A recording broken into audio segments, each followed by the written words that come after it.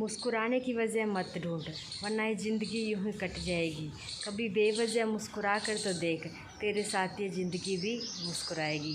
मैं हूँ कविता सिवाच और आज मैं आपको एक ऐसी महिला की कहानी सुनाती हूँ जो एक बड़ी सी गाड़ी में महंगे कपड़े पहनकर एक साइकियाट्रिस्ट के पास जाती है और कहती है, डॉक्टर मैं अपनी ज़िंदगी में लाइफ में खुश नहीं हूँ, मेरे पास खुश होने की कोई वजह नहीं है। डॉक्टर उस महिला को अच्छे से देखता है, उसके लाइफस्टाइल को देखकर सोचता है कि इनको देखकर लगता तो नहीं कि इनके पास किसी चीज़ की कोई कमी है। फिर वह उस महिला से पूछता है कि आपको क्या परेशानी है, आप अपनी लाइफ में खुश क्यों नहीं हैं। तो वह महिला कहती है, डॉक्टर मेरे पास लाइफ में सब कुछ है, पैसा धन दौलत, पर कोई खुश होने की वजह नहीं है कि जिसके कारण मैं खुश हो सकूं। तो डॉक्टर उस महिला को कहता है, उस महिला को देख रहे हो जो अस्पताल में सफाई कर रही है, मैं उस महिला को बुलाता हूँ और आपको उसकी कहानी सुनाता हूँ।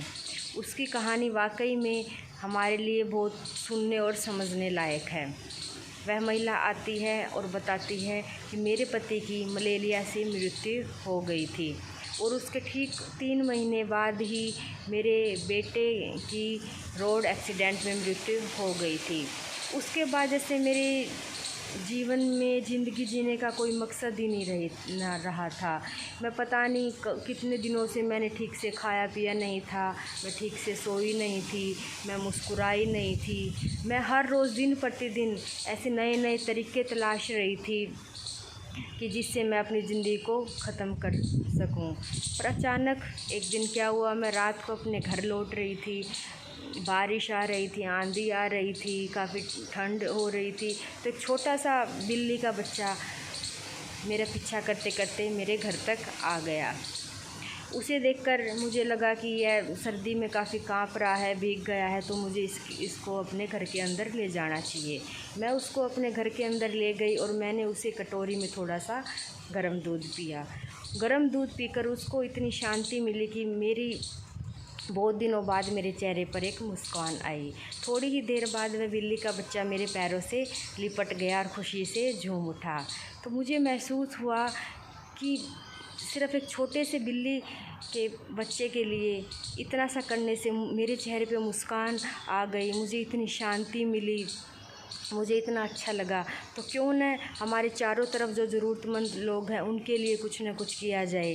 तो उसके बाद मेरे पड़ोस में मेरे एक अंकल बीमार थे, उनके लिए मैंने एक दिन ख़ास खाना बनाया और उनके लिए लेके गई, तो मुझे काफ़ी अच्छा लगा।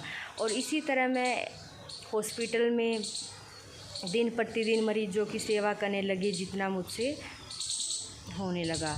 तो मुस्कुराते रहिए, आप भी मुस्कुराइए, औरों को भी मुस्कुराने के लिए प्रेरित कीजिए। लाइफ में यह इम्पोर्टेंट नहीं है कि आप कितने खुश हैं, लाइफ में यह इम्पोर्टेंट है कि आपने दूसरों को कितना खुश रखा, दूसरों की खुशी के लिए क्या किया। तो मुस्कुराकर अपने बोझ को हल्का कीजिए और दुश्मन के बोझ को बढ़ाइए। मुस्कुराना ही इंसानों की पहचान है। जानवरों को मैंने कभी मुस्कुराते हुए नहीं देखा। अगर आप एक टीचर हैं तो क्लास में मुस्कुराते हुए एंट्री कीजिए, फिर देखिए आपके स्टूडेंट्स आपके लेक्चर को कितने खुश होकर सुनते हैं।